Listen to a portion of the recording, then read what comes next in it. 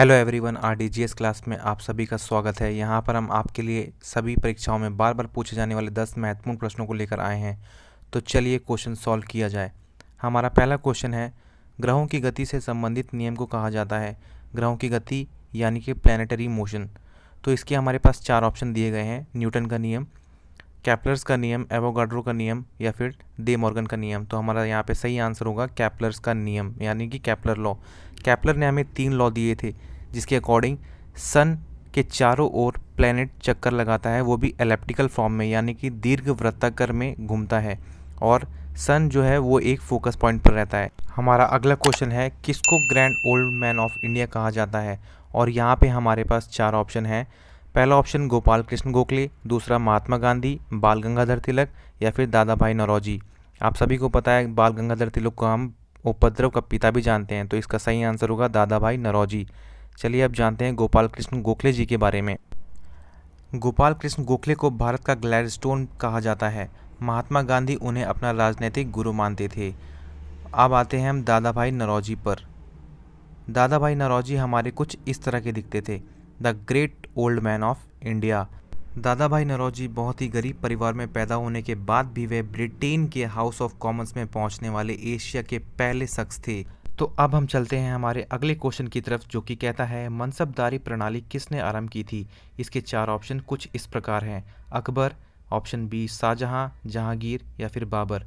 तो इसका सही आंसर हो जाएगा अकबर। तो आइए चलिए अब हम जान लेते हैं मनसबदारी प्रणाली होती क्या है। अकबर ने मनसबदारी प्रथा के आधार पर सेना को संगठित किया। मनसबदार अपनी श्रेणी और पद के अनुसार घुड़सवार सैनिक रखता था, और इस व्यवस्था में मनसबदार सम्राट से प्रति माह नगद वेतन प्राप्त करता था, मतलब सैलरी बेस सिस्टम।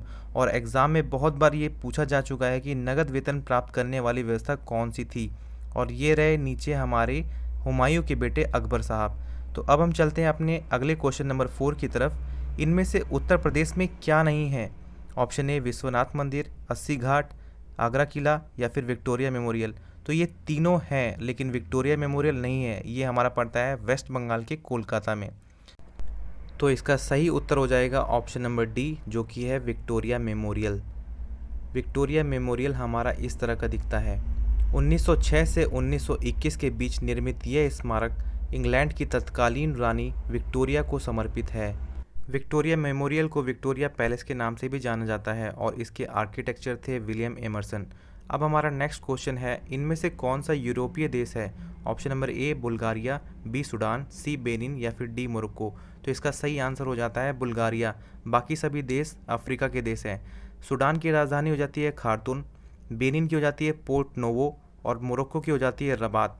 अब हम देखते हैं इसको मैप में इसकी लोकेशन कहाँ पर है। तो ये पड़ता है यूरोप में। बुल्गारिया के जस्ट बगल में पड़ता है ब्लैक सी, उसके जस्ट नीचे है मेडिटेरियन सी, और बाकी सभी देश अफ्रीका में हैं।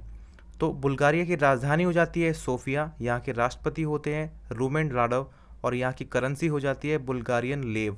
तो अब हम बढ़ते हैं अपने अगले क्वेश्चंस की तरफ। क्वेश्चन नंबर 6, वर्ष 1943 में विटामिन के आविष्कार के लिए किसको नोबेल पुरस्कार दिया गया था। आप सभी ऊपर दिए गए आई बटन पर क्लिक करके हमारी फास्ट रिवीजन सीरीज़ की पहली वीडियो को देख सकते हैं। तो इसका सही आंसर हो जाता है डोइजी और डैम। अब हम जान लेते हैं नोबेल पुरस्कार के बारे में कि यह होता क्या है। नोबेल फाउंडेशन द्वारा स्वीडन के वैज्ञानिक एल्फ्रेड नोबेल की याद में 1901 में शुरू किया गया था, और यह पुरस्कार विश्व का सर्वोच्च पुरस्कार है, और इस अवार्ड को जीतने वाले व्यक्ति को $10 लाख की राशि प्रदान की जाती है। तो चलिए अब हम चलते हैं अपने अगले क्वेश्चन की तरफ। क्वेश्चन नंबर 7, भारतीय रिजर्व बैंक की स्थापना किस वर्ष हुई थी। तो ये तो आप सब जानते ही होंगे कि इसकी स्थापना कब हुई थी।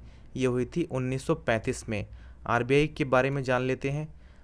रिजर्व बैंक की स्थापना भारतीय रिजर्व बैंक अधिनियम 1934 के प्रावधानों के अनुसार 1 अप्रैल 1935 को हुई थी। शुरुआत में इसका हेडक्वार्टर कोलकाता में था, जिसे 1937 में हमेशा के लिए मुंबई में ट्रांसफ़र कर दिया गया। हमारा क्वेश्चन नंबर 8, सीरिया की राजधानी क्या है। Option A Aleppo, B Damascus, B Homs, D Hama.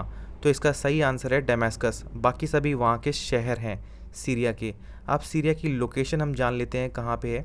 तो ये वेस्ट साइड में यहाँ पे पड़ता है इसके मेडिटेरियन सी, इसके ऊपर है टर्की, साइड में है इराक, नीचे ये लाइन साझा करता है अपनी जॉर्डन के साथ और इज़राइल के साथ। तो ये हो जाता है हमारा सीरिया का मैप। और ये क्षेत्र मेसोपोटामिया का क्षेत्र भी जाना जाता है। तो फिर सीरिया की राजधानी हो जाती है डेमेस्कस और यहाँ की मुद्रा हो जाती है सीरियन पाउंड। तो अब आ गया है हमारा अगला क्वेश्चन, क्वेश्चन नंबर 9। बिना एंजाइम वाला पाचक रस है, इसका मतलब हुआ डाइजेस्टिव जूस विदाउट एंजाइम। तो यहाँ पे ऑप्शन है bile juice, saliva, intestinal juice, gastric juice. तो इसका सही आंसर हो जाता है बाइल जूस। बाइल जूस निकलता है लीवर से और स्टोर होता है गॉल ब्लैडर में। ये फैट्स को फैटी एसिड में भी तोड़ता है। तो अब आ जाता है हमारा आज का आखिरी क्वेश्चन, क्वेश्चन नंबर 10। छड़ी मुबारक का संबंध किस धार्मिक यात्रा से है? आपके सामने यहाँ पे 4 ऑप्शन है: अमरनाथ यात्रा, कैलाश मानसरोवर यात्रा, वैष्णो देवी यात्रा या फिर हज यात्रा। यहाँ पर कैलाश पर्वत तिब्बत में स्थित एक पर्वत श्रेणी है और हज एक इस्लामिक तीर्थ यात्रा और मुस्लिम लोगों का पवित्र शहर मक्का में प्रतिवर्ष होने वाला विश्व का सबसे बड़ा जमावड़ा है। तो इसका सही आंसर हो जाएगा ऑप्शन नंबर ए, अमरनाथ यात्रा। अमरनाथ यात्रा की शुरुआत शिवजी के पवित्र त्रिशूल से की जाती है और इसी शिवजी के त्रिशूल को पूजने की विधि को ही छड़ी मुबारक कहा जाता है। अमरनाथ गुफा पड़ती है अनंतनाग में, जो कि श्रीनगर में पड़ता है। Thanks for watching RDGS classes. Subscribe this channel for more educational videos. Thank you.